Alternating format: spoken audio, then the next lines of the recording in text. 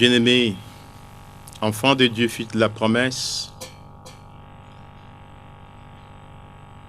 c'est Jésus qui nous dit en Matthieu 4,4 « L'homme ne vit pas de pain seulement, mais de toute parole qui sort de la bouche de Dieu. » Combien nous devions nous nourrir de cette parole qui communique la vie, qui renouvelle toutes choses, qui restaure tout à nous. Dans le cadre de nos émissions La Manne du ciel, nous allons aujourd'hui vous présenter la prière que Jésus a apprise à ses apôtres. Le Notre Père, une prière œcuménique dans la mesure où, lorsque plusieurs confessions religieuses se réunissent, elles finissent par cette prière qui est le fondement même de l'unité de la vie chrétienne. Quand nous voyons Jésus prier, nous pouvons nous poser la question, quelle est la source de sa prière? Jésus a appris à prier comme tout juif. Dans la prière qu'il a apprise à ses apôtres, nous trouvons d'abord les fondements de la prière juive. Nous y trouvons les racines de la prière juive. Les Juifs ont quelques prières. Par exemple, le Shema Israël décrite en Deutéronome 6, verset 4. « Écoute Israël, le Seigneur notre Dieu est l'unique Dieu. » C'est la proclamation de l'unicité de Dieu et en même temps la proclamation de l'amour. Tu aimeras le Seigneur ton Dieu de tout ton cœur, de toute ton âme, de toutes tes forces. Nous avons une autre sorte de prière que la tradition juive appelle la Hamida. Le mot Hamida qui vient de Hamod, qui signifie être debout, ou Tefila, la prière, ou bien Shmone Etzrei, les 18 bénédictions, une prière que chaque juif récite le matin tout en étant debout. Nous avons une autre prière qu'on appelle Kaddish, qui n'est rien d'autre que la sanctification du nom de Dieu. Tu sanctifieras les noms de Dieu. Dans cette prière, dite la prière Notre Père, nous trouvons un parallélisme fort avec les prières juives. D'abord, vous voyez dans le Notre Père, il y a deux demandes. La première demande concerne d'abord les biens spirituels. Nous commençons le Notre Père par Notre Père qui est aux cieux. Nous disons que le nom du Seigneur soit sanctifié, que ton nom soit sanctifié. Nous demandons la venue du règne de Dieu, que ton règne vienne. Nous disons que ta volonté soit faite sur la terre comme au ciel. Cette partie est une partie de demande, de besoin d'abord spirituel. C'est ce que Jésus nous dit dans l'évangile selon saint Matthieu. Cherchez en premier lieu le royaume des cieux et toute chose vous sera donnée par surcroît. Essayons d'abord de décortiquer la première partie. D'abord, notre Père. Nous trouvons dans l'Ancien Testament, le Dieu créateur, le Dieu provident est appelé Père. À quoi nous renvoie d'abord ce mot Père? Il y a deux aspects. D'abord, cette paternité nous fait entrer dans une proximité. Un Dieu qui s'occupe de ses enfants, un Dieu qui veille sur ses enfants comme un père aimant, comme un père tendre. Les enfants entrent dans cette filiation divine. Ils se reconnaissent comme enfants.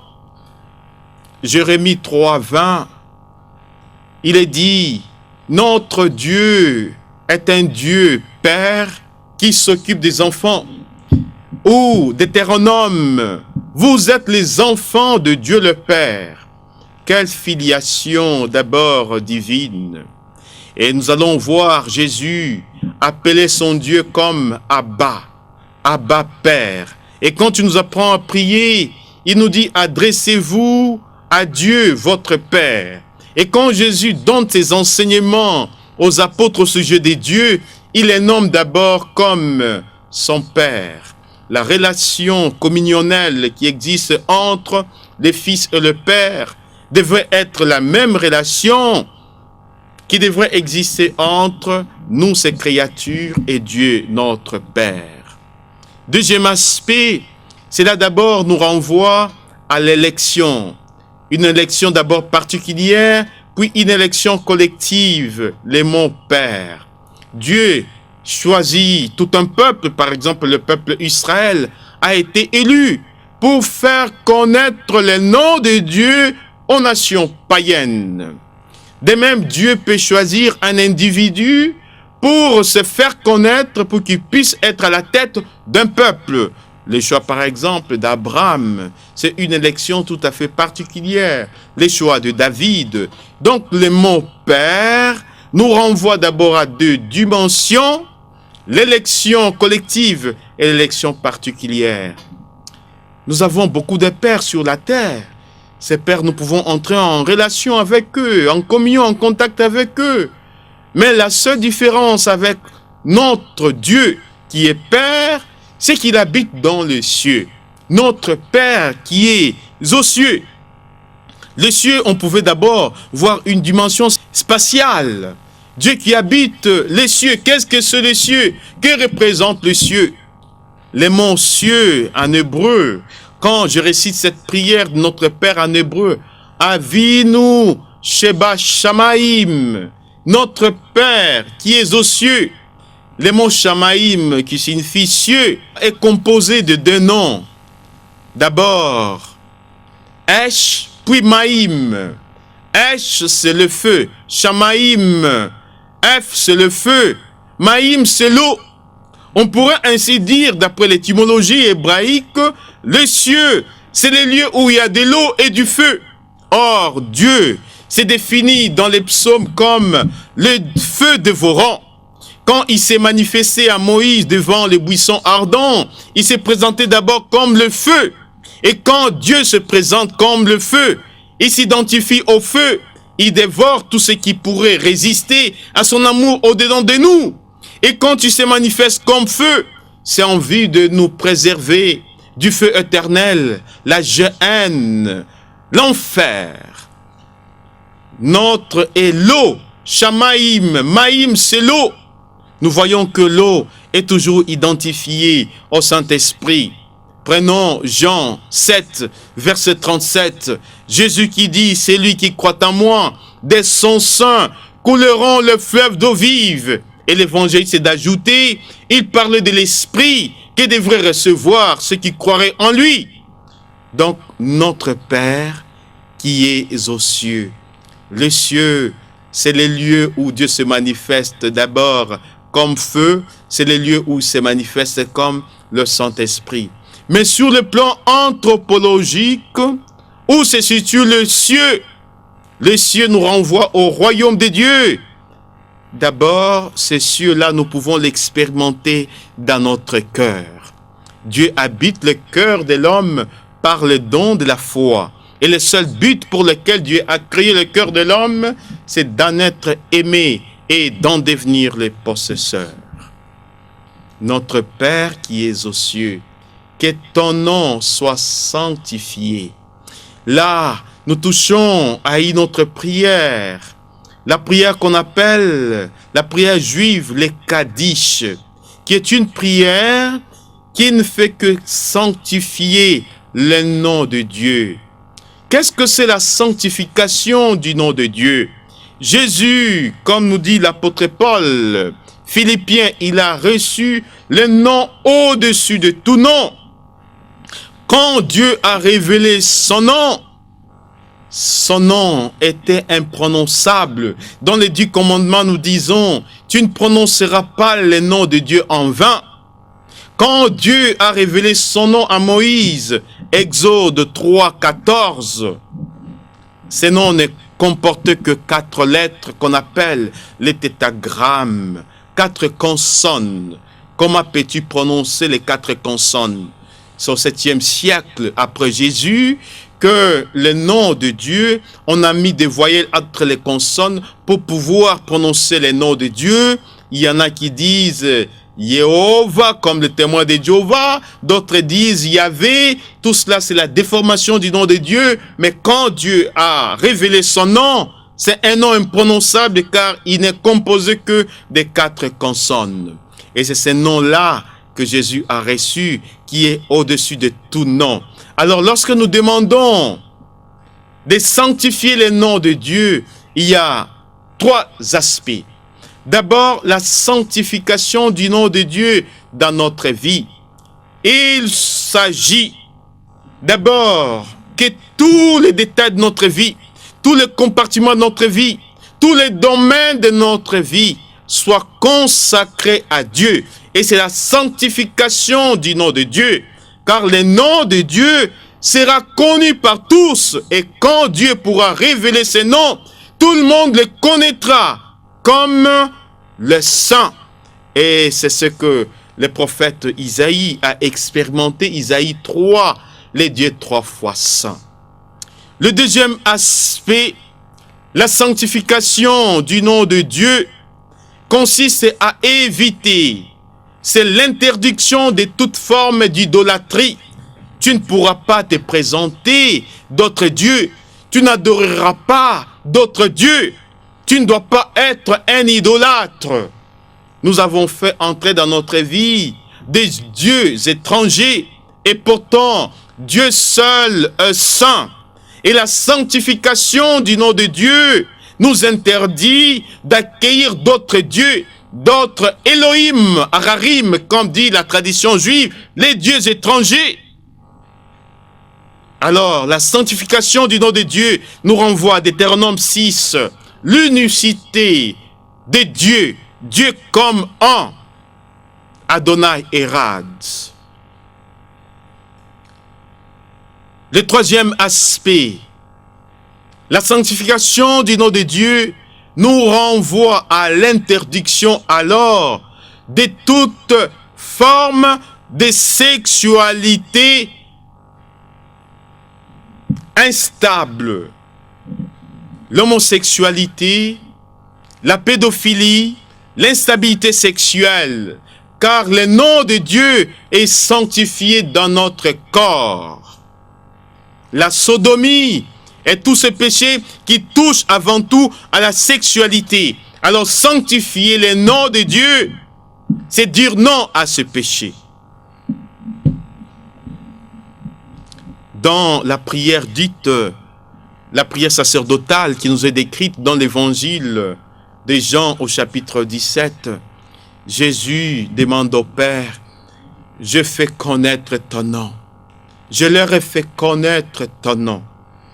J'ai enseigné ton nom et Jésus est venu révéler le nom de Dieu. Le nom de Dieu agit et signifie Dieu sauve, Yeshua. Quand je prononce le nom de Dieu, le salut est communiqué au peuple de Dieu.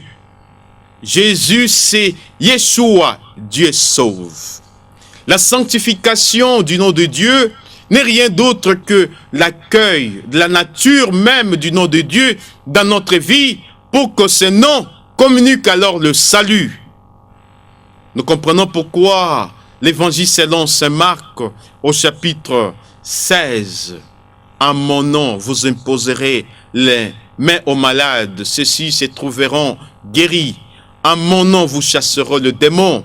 Alors, tout se fait en nom de Dieu. Alors Jésus nous a appris à tout demander en nom de Dieu pour que le Père qui exauce nos prières, que son nom soit glorifié. Notre Père qui es aux cieux, que ton nom soit sanctifié, que ton règne vienne. Nous demandons alors la venue du règne de Dieu. Jésus est venu nous enseigner ce règne. Nous pouvons le voir dans les prologues, selon saint Marc, Marc chapitre 1, verset 15. Les temps sont accomplis. Le royaume de Dieu est proche. Convertissez-vous et croyez à la bonne nouvelle. Jésus a tellement enseigné sur le royaume de Dieu. Il a utilisé des paraboles pour nous faire comprendre la réalité, à quoi plus ou moins ressemble le royaume de Dieu. Ce royaume est envisagé par les synoptiques sous 3 dimensions. D'abord, la présence du règne de Dieu. Le royaume de Dieu, nous a dit Jésus, est présent. N'allez pas les chercher à gauche et à droite. Il est là, il est dans vos cœurs. La proximité du royaume de Dieu. Le royaume de Dieu est tout proche. Il est proche à tous ceux qui écoutent la parole de Dieu et qui se convertissent à cette parole. Le royaume de Dieu viendra. La dimension eschatologique, à la fin des temps, la parousie, la venue de Jésus-Christ en gloire. Ceci motive notre espérance. L'apôtre Paul nous dira, le royaume de Dieu ne consiste pas en des questions de nourriture, ni de boissons, mais c'est la paix, l'amour, la justice dans le Saint-Esprit. Alors nous pouvons toujours faire l'expérience du royaume de Dieu quand nous sommes en communion avec Dieu. Et combien nous devions désirer que le royaume de Dieu vienne. Après, nous voyons que Jésus, après nous avoir appris à demander d'abord les besoins des biens spirituels. Maintenant, les Notre Père, nous allons maintenant demander les biens matériels. Donne-nous notre pain de ce jour. Nous avons un Père qui nous donne notre pain de ce jour. Ce pain devrait toujours être en lien avec le pain spirituel que la parole de Dieu. Nous comprenons pourquoi Jésus nous dit en Matthieu 4,4, l'homme ne vit pas de pain seulement, mais de toute parole qui sort de la bouche de Dieu. Notre pain quotidien, le pain naturellement est sacré. Nous devions partager ce pain. Le pain a été donné pour qu'il soit partagé et pour qu'il soit multiplié. Quand nous demandons notre pain de ces jours, c'est pour que nous ne puissions pas mourir de faim. Combien d'affamés y a-t-il dans le monde? Combien d'assoiffés y a-t-il dans le monde? Nous devions donc alors partager notre pain quotidien. Ce que nous recevons, nous devions donc le partager avec les nécessiteux. Pardonne-nous nos offenses comme nous pardonnons à ceux qui nous ont offensés. Voilà un autre besoin spirituel, le pardon de péché. Le peuple Israël fait expérience de ce grand pardon les jours des Yom Kippour, les jours de grand pardon, les jours de grande expiation. Ces jours-là, seul le grand prêtre entre dans le sang de sang et il prononce le nom de Dieu. Et quand il prononce le nom de Dieu, le pardon descend sur la terre, d'abord pour le peuple Israël. Il demande pardon pour lui-même, pour les autres prêtres et pour les enfants d'Israël. Nous voyons Jésus dans la prière sacerdotale aussi demander. Il prie d'abord pour lui-même, il prie pour ses apôtres et il prie pour chacun d'entre nous. Et là, il se présente avant tout comme le grand prêtre. Et sur la croix, Jésus a invoqué le pardon pour nous pécheurs. Père, pardonne-leur, car ils ne savent pas ce qu'ils font. Pardonne nos offenses comme nous pardonnons à ceux qui nous ont offensés. Et ne nous laisse pas entrer en tentation, mais délivre-nous du mal. La tentation vient fondamentalement donc du mauvais. La tentation en elle-même n'est pas un péché, mais c'est la réponse positive que nous donnons à la tentation qui devient donc le péché. Combien de fois les diables nous tentent-ils?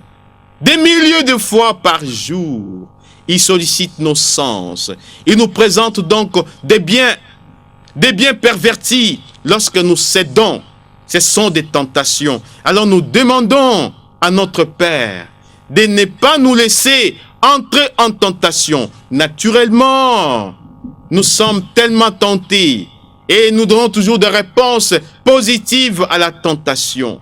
Les pères de l'Église nous diront, il faut prendre les serpents par la tête. Si tu le prends par le milieu, il finira par te mordre. Cela veut dire, si la tentation s'éveille dans ton cœur, il faut chasser directement cette tentation en lui opposant une parole de l'Écriture.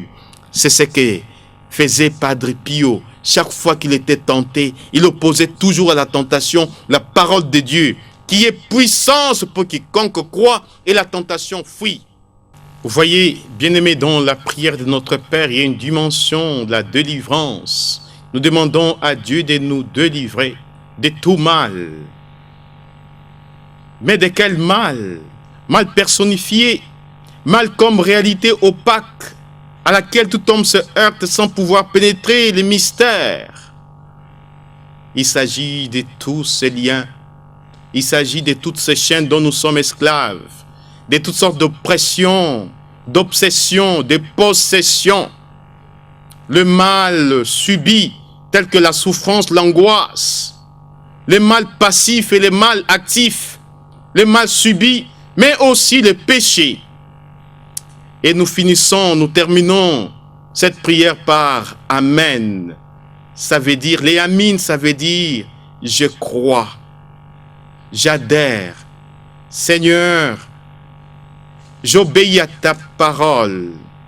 Que le Seigneur notre Dieu vous donne, lorsque vous allez réciter cette prière, de pénétrer toute la profondeur, la richesse que révèle cette prière, et que Dieu notre Père vous bénisse au nom du Père et du Fils et du Saint-Esprit. Amen.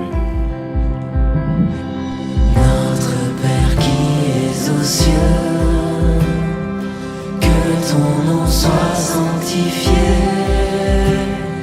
que ton règne vienne, que ta volonté soit faite sur la terre comme au ciel. Donne-nous aujourd'hui notre pain de ce jour.